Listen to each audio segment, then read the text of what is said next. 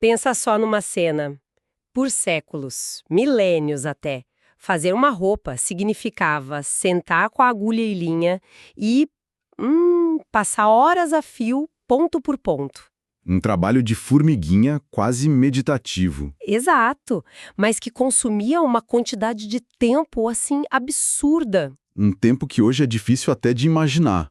Uma simples camisa podia levar um dia inteiro de trabalho contínuo, sabe?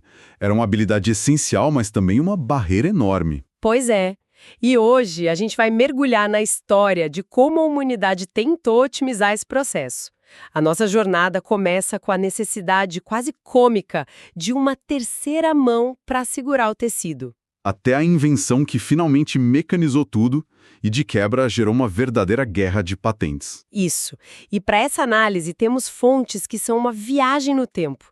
Temos descrições de ferramentas charmosíssimas do século XIX, a história cheia de reviravoltas da invenção na máquina de costura. E até um guia que detalha peça por peça como uma dessas máquinas centenárias funciona de verdade. Ok, vamos desvendar isso. Nossa missão é entender a engenhosidade por trás de um aparelho que parece simples, mas que redefiniu a indústria e a vida doméstica.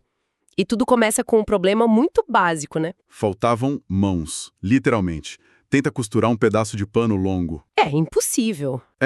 Uma mão segura a agulha e a linha e a outra precisa manter o tecido esticado e alinhado. É um malabarismo constante. É uma daquelas coisas que a gente não para pensar, mas é um gargalo gigante no processo.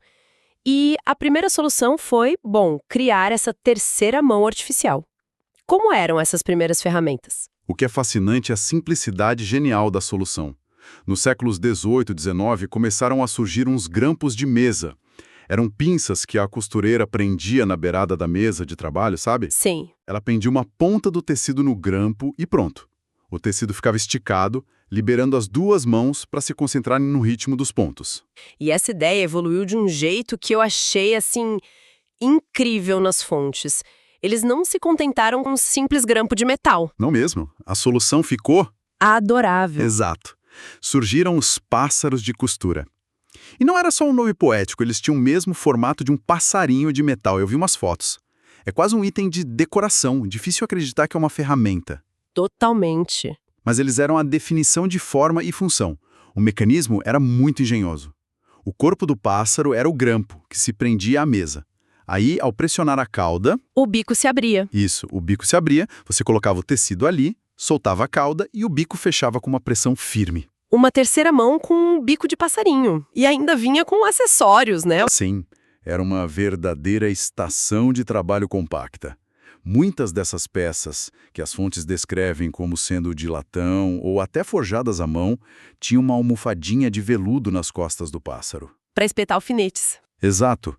E no topo da cabeça, uma pequena bola de esmeril que servia para limpar e afiar a ponta das agulhas que ficavam cegas com o uso. É o tipo de objeto que conta uma história só de olhar para ele. Então, com o pássaro de costura e o dedal no dedo, o processo de fazer uma bainha ficou bem mais rápido. Sem dúvida.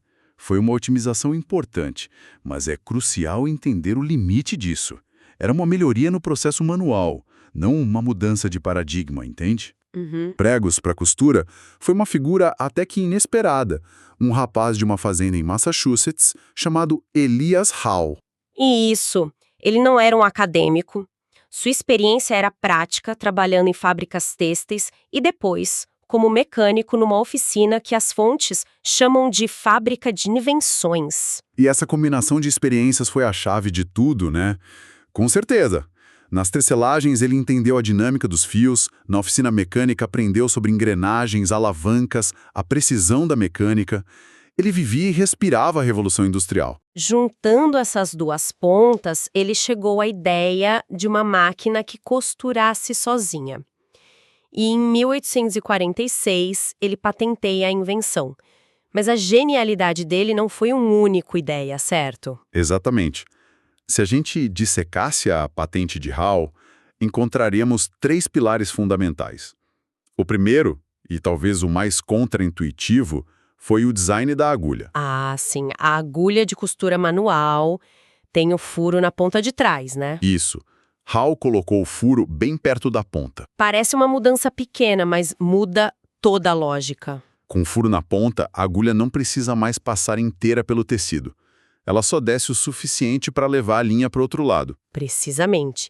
E isso abre caminho para o segundo pilar, que é a peça mais engenhosa do sistema, a lançadeira ou shuttle. Ok, aqui a coisa fica mais complexa. A agulha eu consigo visualizar. Mas como a segunda linha entra na jogada? Ela vem de baixo? É aí que a mágica acontece. Imagina uma pequena cápsula de metal. Dentro dela há um segundo carretel de linha, uma bobina. Essa lançadeira fica embaixo do tecido. Tá. Quando a agulha de Hall desce com a linha de cima, ela passa pelo tecido e, ao começar a subir, forma uma pequena laçada. Nesse exato instante. A lançadeira passa por dentro? Exato. A lançadeira passa por dentro dessa laçada, levando a segunda linha com ela. Ah, entendi. É como se uma linha laçasse a outra. Perfeito. E quando a agulha sobe, ela puxa essa laçada, apertando o nó e travando as duas linhas no meio do tecido. Isso cria o ponto fixo, ou lock stitch, que é muito mais forte que o ponto manual. Incrível! E isso nos leva ao terceiro pilar, que garante que a costura não fique toda amontoada no mesmo lugar. Isso, o terceiro elemento era a alimentação automática. Um mecanismo com pequenos dentes de metal que sobem por baixo do tecido e empurram-no para frente. Com uma distância exata, imagino. Exata. E depois se abaixam. Sem isso, a costura ficaria toda torta.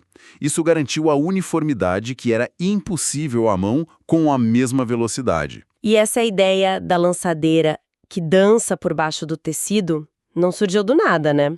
As fontes indicam que ele olhou para as fábricas têxteis E aí, se eu miniaturizar aquilo? Ele pegou o conceito de uma lançadeira de tear, que é enorme, e adaptou para uma máquina que caberia numa mesa. Foi uma sacada genial de escala. Uma síntese brilhante. O problema é que, como acontece tantas vezes, o inventor genial raramente é um bom homem de negócios. E aí começa a parte trágica da história. Ele inventa essa máquina incrível, mas o drama estava só começando. Ter a invenção é uma coisa. Vender é outra, completamente diferente. Exato. Após patentear a máquina em 1846, Hall simplesmente não conseguiu despertar interesse nos Estados Unidos.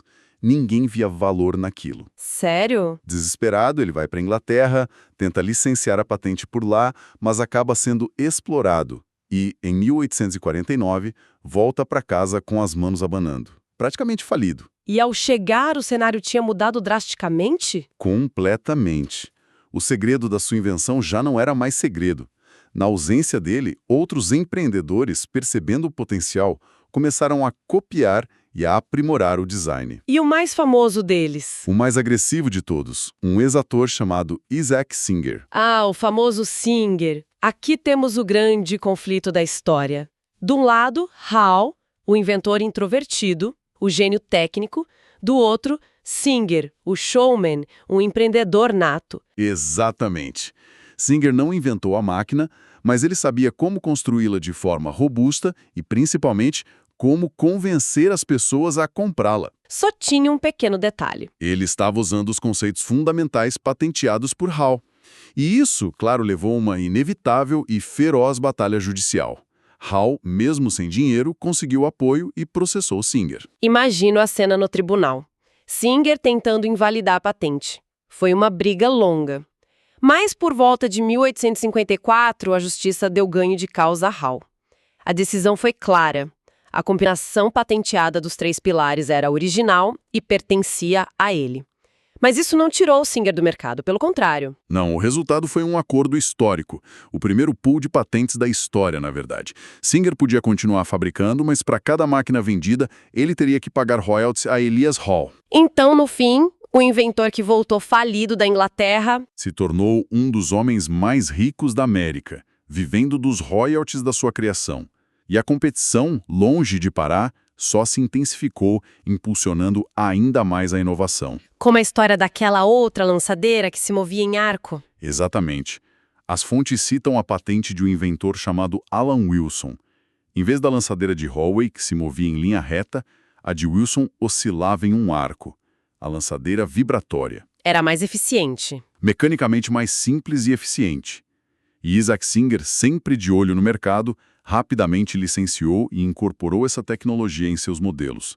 Ele era mestre em absorver as melhores ideias disponíveis. E é uma dessas máquinas, uma Singer modelo 27 de 1902, que uma das nossas fontes descreve em detalhes. É uma peça de engenharia linda, toda de ferro fundido. Movida a pedal, né? A gente consegue visualizar a energia vindo do movimento dos pés, girando um volante grande que, por uma correia de couro, faz girar a roda menor na máquina. É esse movimento que coordena tudo. É uma coreografia mecânica. Fascinante. Se a gente seguir o caminho da linha de cima, que no exemplo das fontes é vermelha, ela sai do carretel e chega a uma das partes mais importantes, o tensor. São 2 disquinhos de metal que pressionam a linha. Ajustar essa pressão é o segredo, né? É o segredo para um ponto perfeito. Depois disso, a linha sobe por aquela alavanca que fica dançando para cima e para baixo, o estica-fio. Qual a função exata dela? Ela tem 2 funções. Ao subir, ela puxa a linha que acabou de formar o ponto lá embaixo, apertando o nó com firmeza. E ao descer, ela libera a linha nova. Ela mantém a tensão sempre constante. Certo. E dali, a linha desce e passa pelo furo na ponta da agulha. A linha vermelha está pronta. E agora, a mágica acontece lá embaixo com a lançadeira que segura a bobina com a linha azul. E aqui está o momento mágico, que se repete centenas de vezes por minuto.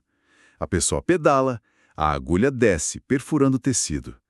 Assim que ela atinge o ponto mais baixo e começa a subir, a linha vermelha forma uma pequena laçada. E nesse instante, A ponta da lançadeira que se move em arco passa por dentro dessa laçada, deixando a linha azul para trás. é uma dança de milissegundos. A lançadeira passa, a agulha sobe e o estica-fio dá aquele puxão final, travando o ponto no meio das camadas do tecido.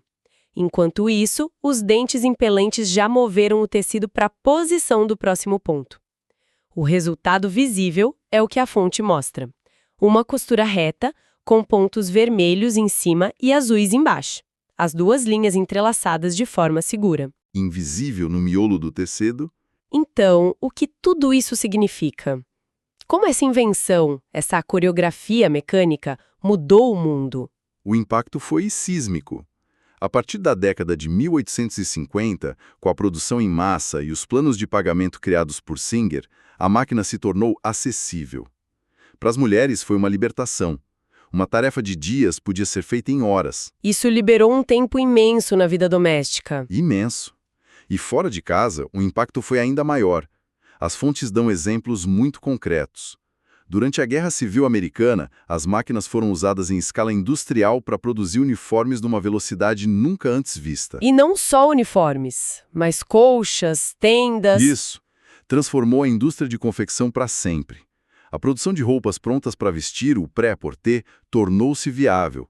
A capacidade de produzir em massa nasceu ali, com aquela dança mecânica da agulha e da lançadeira. Então, em resumo, a nossa jornada nos levou do charmoso pássaro de costura, uma terceira mão, que otimizou um processo milenar até a complexa coreografia mecânica da máquina. Um produto que nasceu do brilhantismo de um inventor, foi popularizado pela visão de um empresário e forjado no calor das batalhas judiciais. É a história de como a humanidade deixou de fazer um ponto de cada vez para fazer centenas por minuto. E de como essa mudança nos vestiu, nos armou para guerras e redefiniu o trabalho dentro e fora de casa. Uma transformação completa. O que me leva a uma última reflexão.